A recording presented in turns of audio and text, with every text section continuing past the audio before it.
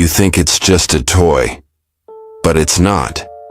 And by the time you realize why, it might be too late. If you ever owned one of these, go check your attic or your basement. Hell, check the back of your closet. And if you find it, don't touch it.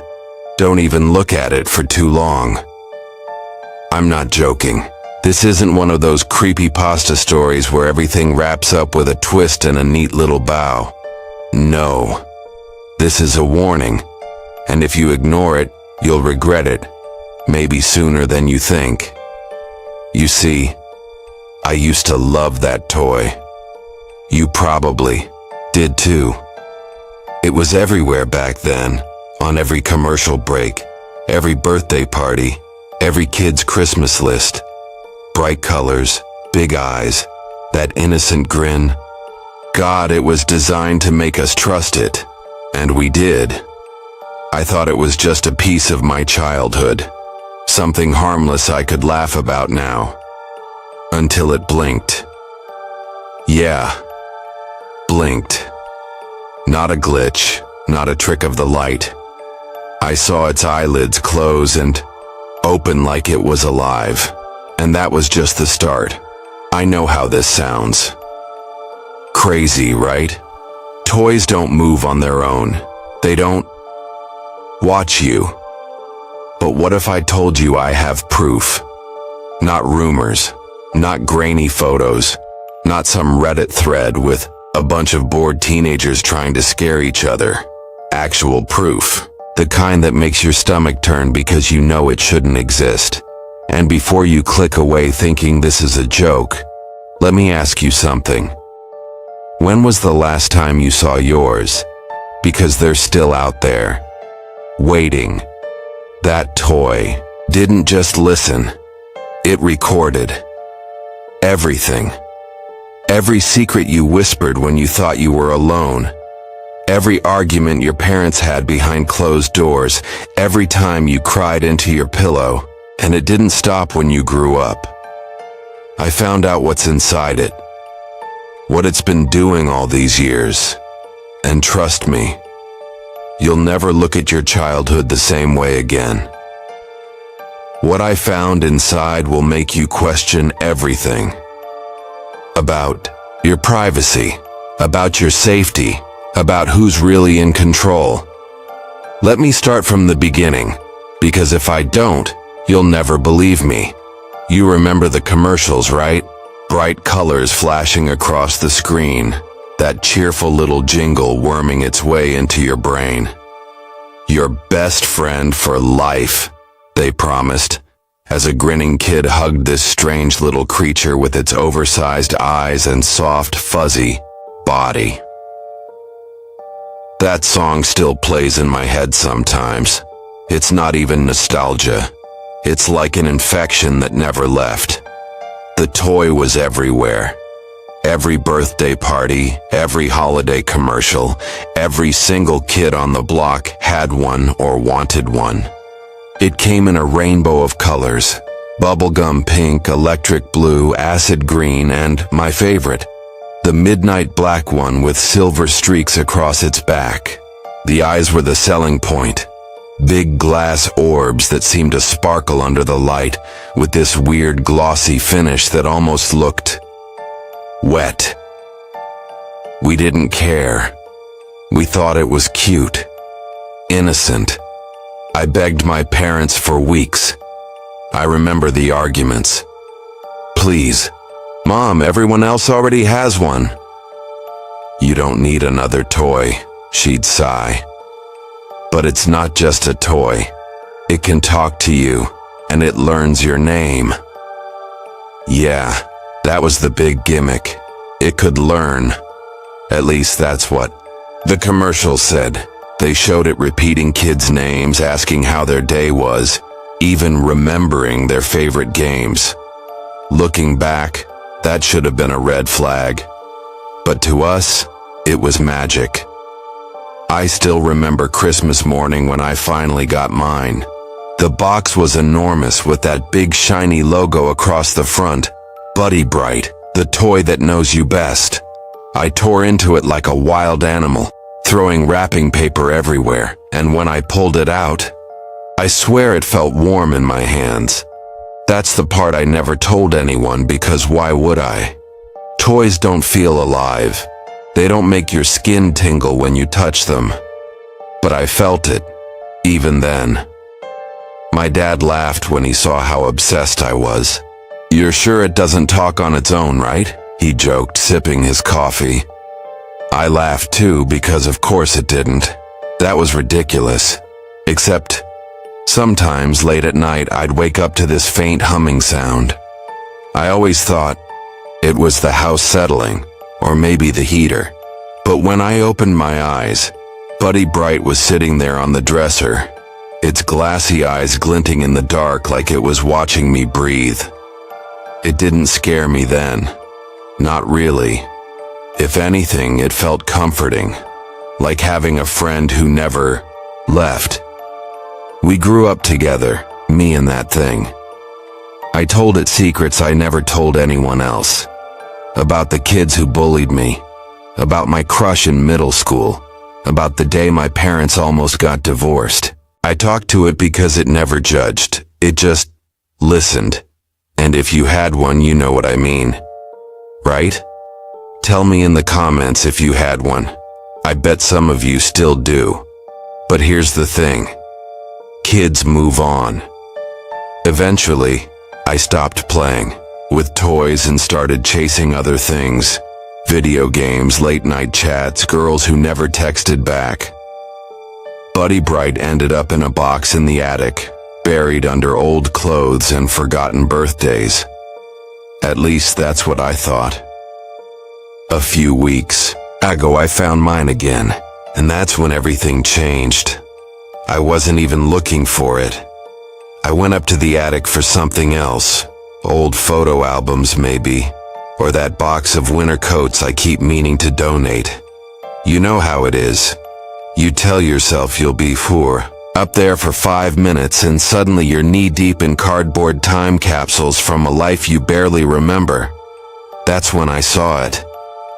The box was half crushed, its sides caving in under the weight of everything stacked on top. A torn corner revealed that familiar flash of midnight black fur with the silver streaks running across its back. My Buddy Brite. I actually laughed at first. Honest to God, I laughed. It was like seeing an old friend after years apart. Someone you never thought you'd run into again. I pulled it out carefully, brushing off layers of dust and cobwebs. It looked different. Not just worn, but wrong. The fur felt stiff, almost brittle, like something that had been sitting in a damp cellar instead of an attic. One of the eyes, a perfect glass marble when I was a kid, was scratched, the glossy surface fractured into tiny spiderweb lines. But the other eye, it was flawless. Too flawless. The way it caught the light made it seem like it was staring at me.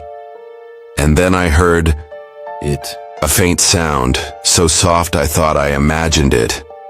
Like a tiny click coming from inside the toy. I froze, holding it inches from my face, waiting. Nothing. Silence so deep I could hear my own heartbeat thudding in my ears. I told myself it was just plastic shifting after years of neglect. Old springs creaking. Toys do that, right? Still, I set it down on the workbench and backed away a little faster than I care to admit. That night I couldn't sleep. Not because I was scared, at least. That's what I told myself. But because I couldn't stop thinking about it. How strange it looked. How heavy it felt in my hands. How the eye almost seemed to follow me as I carried it downstairs. Around 2 a.m., I heard the clicking again. At first I thought it was coming from the attic, but no, the sound was closer. Softer, like a watch ticking from the other side of the room. I sat up in bed, every nerve in my body suddenly awake. The Buddy Brite was sitting on my desk exactly where I'd left it, unmoving, innocent. I stared at it for a long time, waiting for, I don't know what, a twitch, a blink, anything to confirm that something wasn't right. But it just sat there, bathed in the pale glow of the streetlight filtering through the blinds, its good eye gleaming like a drop of oil. And then, I swear on my life, I saw its head tilt, just slightly. So small a movement I almost convinced myself I imagined it. Almost. I wanted to laugh, to tell myself it was nostalgia messing with me, making me paranoid over a lump of plastic and fur. But I was wrong. There was something inside the toy. Something no one was supposed to see. So I opened it. The screws were rusted, but not enough to stop me. I dug through my old toolbox, found the smallest Phillips head I owned, and started twisting. Each turn made this faint groaning sound, like the toy didn't want to come apart. When the last screw fell, I expected to see cheap wiring, maybe a small voice box. You know, the kind that plays a tinny, "I love you" when you press its stomach. That's what should have been inside. It wasn't. The first thing I saw was a lens, not a sticker, not a toy accessory.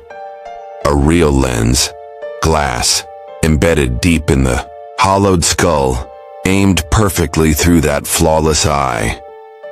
Around it was a mess of wires, but not the kind I remembered from old electronics. These were sleek, thin, almost organic, coiling around a black chip the size of a quarter. It looked expensive and new. My stomach knotted. This toy came out in the mid-90s. Nothing in here looked like it belonged to that era. Hell, some of it looked like it didn't belong anywhere I'd seen before. I picked up the chip, holding it to the light. A string of numbers and letters was etched into the surface. Tiny, sharp, deliberate. A serial number. I don't know why, but seeing that number made my throat go dry. Like suddenly this wasn't just a toy. It was a product. A prototype. Something designed for a purpose no kid was supposed to understand. That's when the memories hit me. I was 9 years old, playing in the living room while my parents argued in the kitchen.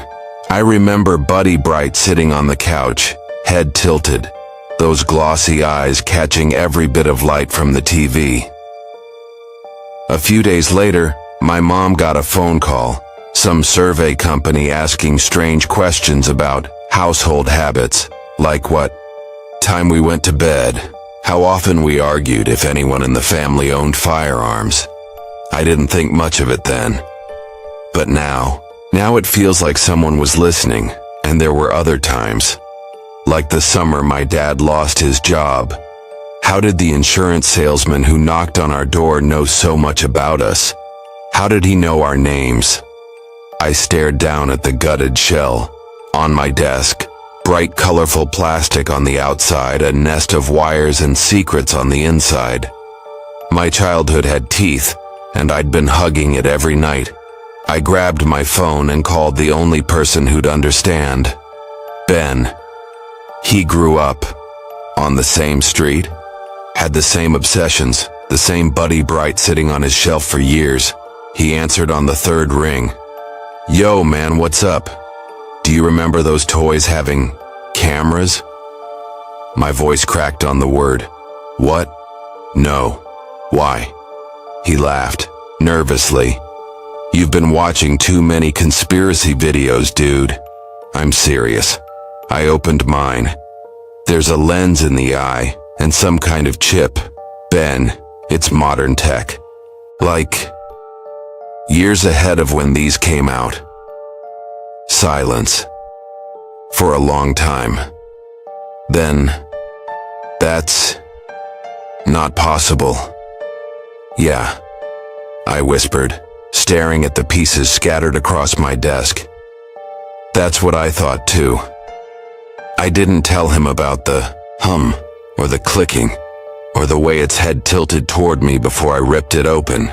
I didn't tell him how even now I swear I could feel something watching me from the empty sockets of that plastic face, because that wasn't the worst part. The worst part was what I found next. I didn't answer the call. My hands were shaking, too much to even touch the screen. Whoever it was, whatever it was, they could leave a voicemail. That's when I heard it. A click. Soft at first, like the sound of plastic joints moving. Then another. And another. I froze.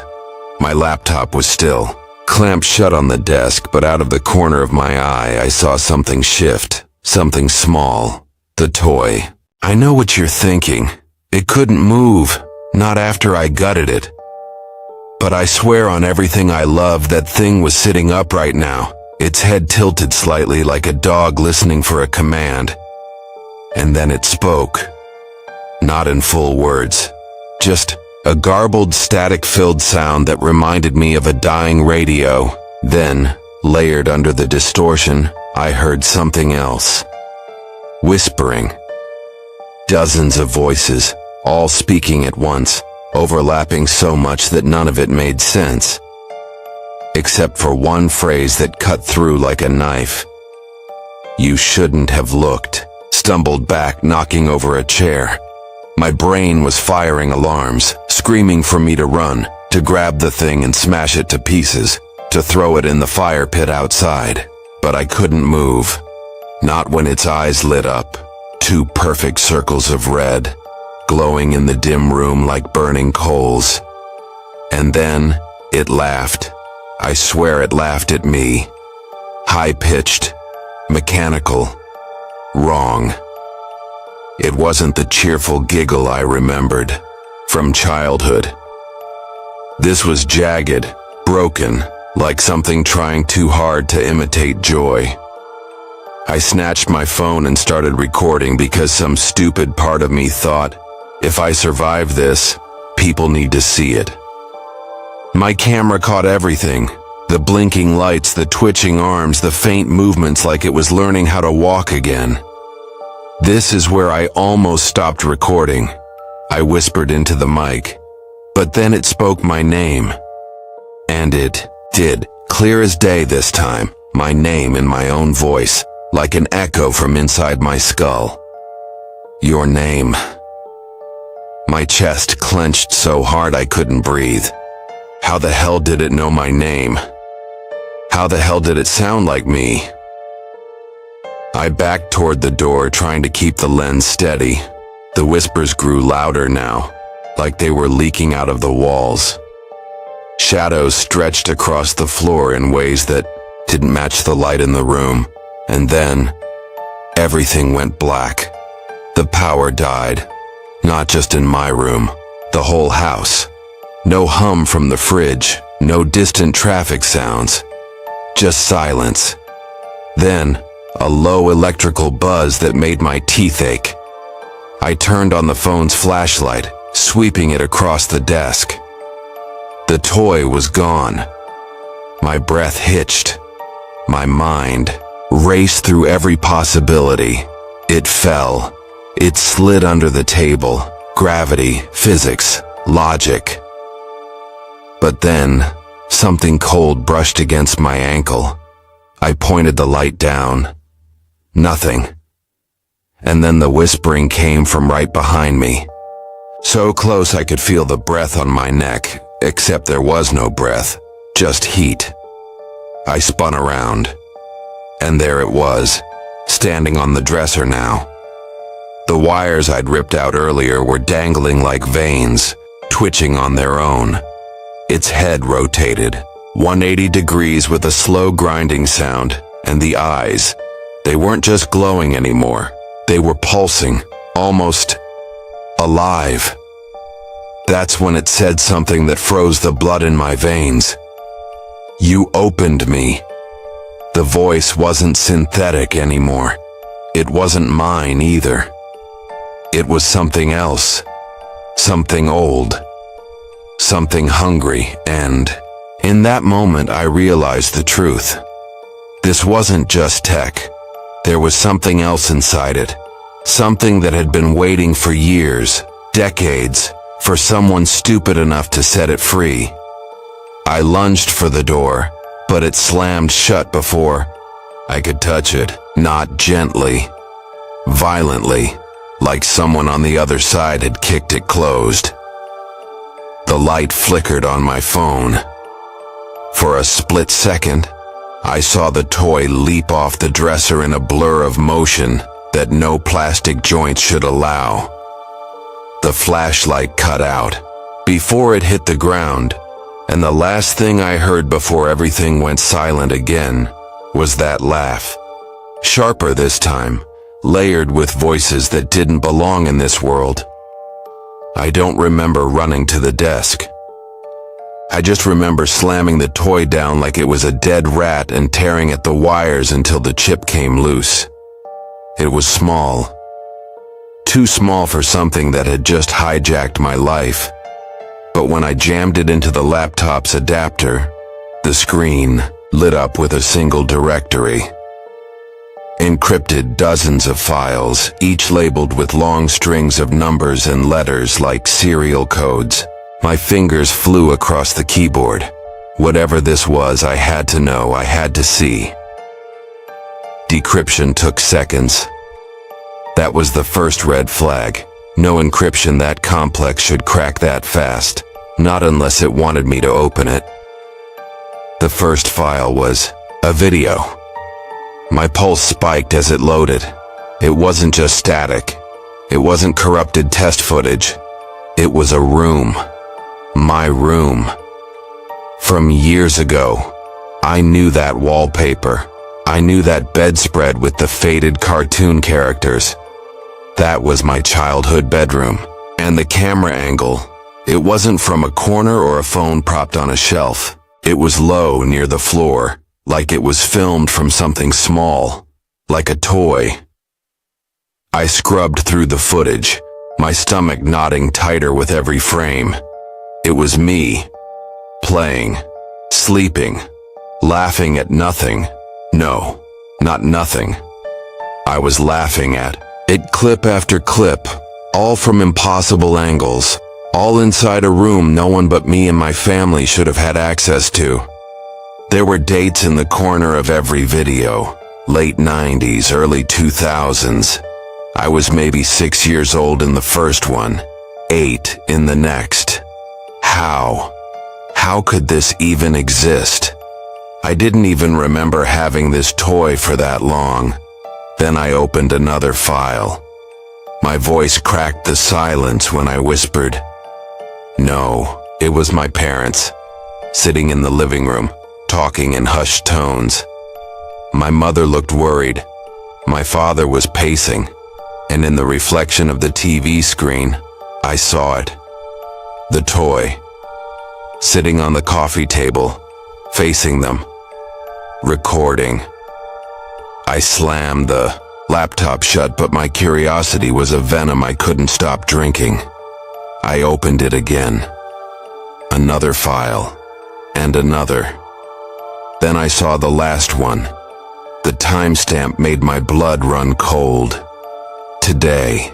The file opened without delay, and there I was, lying in bed, my hair messy, the blanket pulled to my chin, breathing slow and steady, like I'd been asleep for hours. Except I hadn't. I'd been awake all night. I'd been tearing apart this thing, combing through dark forums, unraveling conspiracies. So when was this filmed? And then I saw the detail that shattered every thread of logic left in my mind. The angle. It was filmed from inside my room near the floor just like before, and the red light in the corner of the frame. Blinking. Watching. I stopped breathing. I spun around so fast the chair toppled over. The room was empty, or at least it looked empty. I hovered the cursor over the folder list again. There was one folder I hadn't clicked yet. It wasn't labeled with numbers. It didn't look encrypted. It had a single word. Next. My throat tightened. My brain screamed to shut the laptop, to run, to get in the car and never look back. But my hand didn't listen. I clicked it, and I wish I never did. I shouldn't have clicked it. I knew I shouldn't have, but curiosity is a cruel mistress. The folder labeled Next opened instantly. No lag, no decryption delay, nothing. And what I saw made my blood freeze. It wasn't just another video file. It was a live stream, a live feed, from my room. Only, it wasn't exactly my room. The angle was different, lower to the ground, closer to the dresser. Shadows stretched differently across the walls, and the furniture. It was just slightly off, not like it had been moved. It was like I was seeing a mirror of my room, but twisted, wrong, uncanny. I froze, fingers trembling over the mouse, and then I saw it. Not the Buddy Brite I had disassembled and thrown aside hours ago, but another one. Sitting upright on the corner of my desk. Eyes wide, glassy, reflecting the faint glow of the laptop screen. It hadn't been there before. I swear to God it hadn't. My heart thudded like it was trying to escape my chest. The toy shifted slightly, just enough to tilt its head toward me on the screen. And then my stomach dropped. Its eyes weren't just following me. They were tracking me. Every tiny movement I made, every twitch of my fingers, every blink. I reached out, like maybe touching the screen would break some curse, but nothing happened. It was watching, always watching. The whispers started again. Faint at first, barely audible over the hum of the laptop. Then louder, overlapping, dozens of voices speaking in unison, chaotic, overlapping, yet unmistakably human. Why did you open it? It's not safe. You can't hide. I couldn't tell where the voices were coming from, but they were everywhere, in my ears, behind my skull, reverberating through the floorboards. I backed away from the laptop, knocking over a stack of papers. The toy in the feed twitched almost mockingly. I told myself it was impossible, that it was just a recording glitch. But the way it leaned forward, almost predatory, told me otherwise. Then I heard it. Steps upstairs. Slow. Deliberate. Not like my cat padding across the hardwood. Heavier. Human-like. But there was no one there. Or at least, no one I could see. I tried to convince myself to run. Grab the toy and throw it in the yard. Smash the laptop, anything. But I couldn't. My eyes were glued to the screen. The second Buddy Brite, moving in real time, mimicking my every motion. Like it was learning. Like it was preparing. I whispered, almost too softly to hear. What do you want from me? The reply came almost immediately, but not in words. A sound. A low mechanical chuckle, layered with a human cadence. Then, for just a split second, I thought I saw it move closer to the camera, the red reflection of its eyes glinting in a way that felt impossibly real. My chest tightened. I wanted to shut everything down. I wanted to leave. But one part of me, the part that had been chasing curiosity all along, was frozen. Watching. Recording. Experiencing. And then the feed flickered. The image warped. And in the corner of the frame, Just for a fraction of a second, I saw something that made me vomit in my mouth. The outline of myself, asleep in bed. Except it wasn't the bed in this room. It was me, awake, watching, but somehow not awake. I slammed the laptop shut. The room fell silent. The whispers stopped. The red glow faded. My hands shook violently, and yet I couldn't stop thinking about it. About that second toy, about the feed, about how long this had been happening without my knowledge. I wrote this confession because I have to warn someone, anyone. If you own this toy, destroy it. But don't let it see you first, and for the love of God, check your attic. Now. And as I type these words, I hear them again. The footsteps, up there, right above me, slowly pacing, waiting, watching. I don't know how much longer I can stay. Here, I don't know what's real anymore. If you had one, if you still have one, I'm sorry. I hope you survive. Because I